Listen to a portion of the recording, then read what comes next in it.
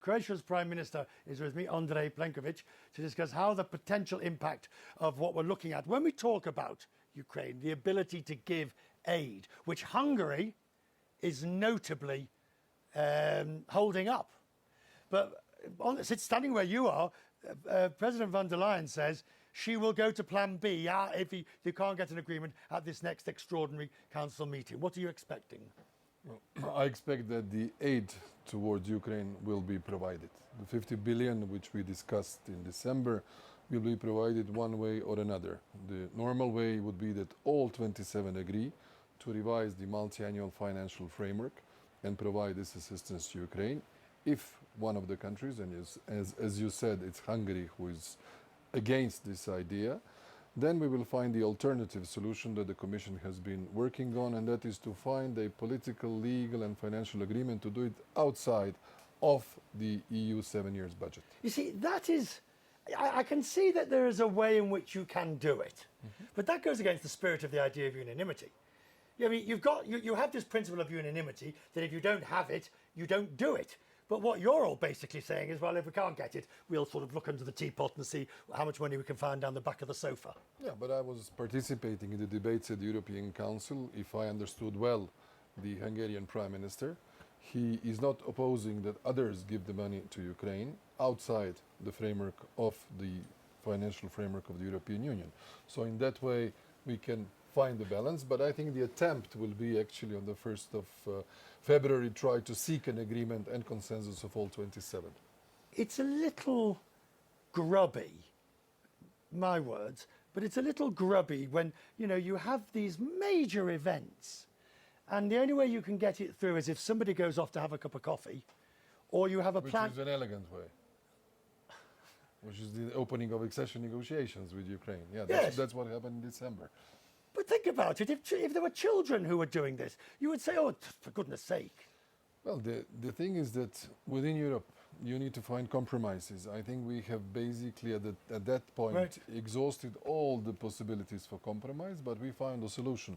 I think solution is more important than a compromise. Don't you ever just want to shout across the table, for goodness sake, Victor, just do it? Oh, it was a very elegant invitation for a coffee. What, you invited him to a coffee? No, I wasn't. We were supporting Let's Ukraine. talk about Croatia. And EU, Eurozone, you're well and truly now in it. But there are, in other parts of Serbia and other parts of the region, there are tensions. And the last thing we need is more instability. How do you view it from Croatia now? You're well and truly, in the fold. Well, we have worked hard to be here where we are. Last year when we met here, we just joined Eurozone and Schengen area, which I think were the biggest achievements in my mandate as the Prime Minister now for the 8th year already. I just came out of a debate about the Western Balkans and Southeast Europe and Ukraine, Georgia, Moldova. I think we've gone through a revolutionary phase. Basically, Putin has accelerated the European Union's enlargement. And that's why all of these decisions on Ukraine opening of negotiations, Moldova opening of negotiations, Georgia being granted a candidate status, we're about to pass a final decision on Bosnia and Herzegovina opening of negotiations. These are actually very positive things ahead of us. Shouldn't the Union consider, it sounds pejorative, a two-speed or a two-tier type? Well, one with free trade, the other with, because let's be blunt, some of these candidate countries are in no economic fit state to join a union that has advanced economies like Germany, the Netherlands, Sweden and the likes. And yes, you can have convergence under Maastricht and everything, but we all know how that's fudged. Well, the notion of the catching up in politics with those who lived longer decades in democracies, who lived longer in the free market economy, it takes time. It took time for us and we are still catching up. You want to give me a pen?